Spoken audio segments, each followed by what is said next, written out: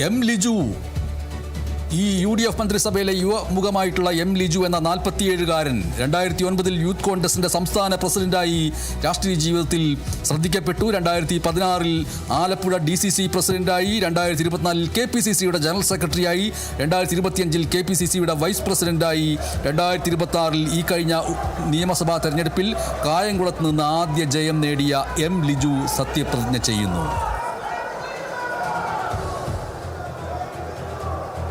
ഞാൻ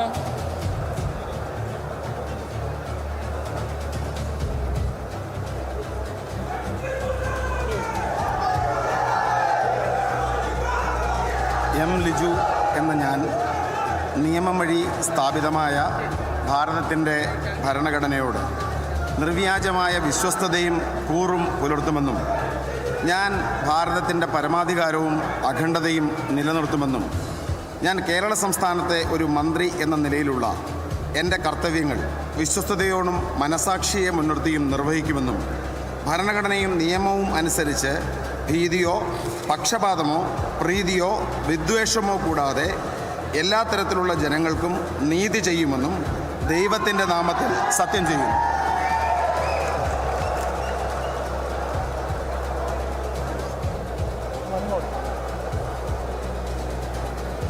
ഞാൻ എം ലിജു എന്ന ഞാൻ കേരള സംസ്ഥാനത്തെ ഒരു മന്ത്രി എന്ന നിലയിൽ എൻ്റെ പരിഗണനയിൽ കൊണ്ടുവരുന്നതോ എൻ്റെ അറിവിൽ വരുന്നതോ ആയ ഏതെങ്കിലും വിഷയം അങ്ങനെയുള്ള മന്ത്രി എന്ന നിലയിലുള്ള എൻ്റെ കർത്തവ്യങ്ങളുടെ മുറപ്രകാരമുള്ള നിർവഹണത്തിന് ആവശ്യമാകുന്നതൊഴികെ ഞാൻ ഏതെങ്കിലും ആൾക്കോ ആളുകൾക്കോ നേരിട്ടോ നേരിട്ടല്ലാതെയോ അറിയിച്ചു കൊടുക്കുകയോ വെളിപ്പെടുത്തി കൊടുക്കുകയോ ചെയ്യുകയില്ലെന്ന് ദൈവത്തിൻ്റെ നാമത്തിൽ സത്യം ചെയ്യും. ഈ മന്ത്രിസഭയിലെ യുവമുഖമായി അറിയപ്പെടുന്ന എം ലിജു, 47-കാരനായിട്ടുള്ള എം ലിജു ആണ് സത്യപ്രതിജ്ഞ ചെയ്തത്. മികച്ച സംഘാടകൻ എന്നുള്ള നിലയ്ക്ക് അദ്ദേഹം ശ്രദ്ധിക്കപ്പെട്ടിട്ടുണ്ട്.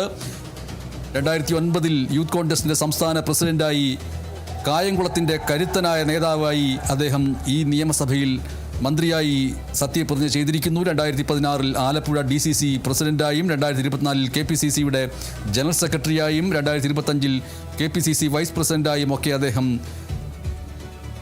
പ്രകടനം മെച്ചപ്പെടുത്തുകയുണ്ടായി. 2026 കായംകുളത്ത് നിന്ന് ആദ്യ ജയം നേടി.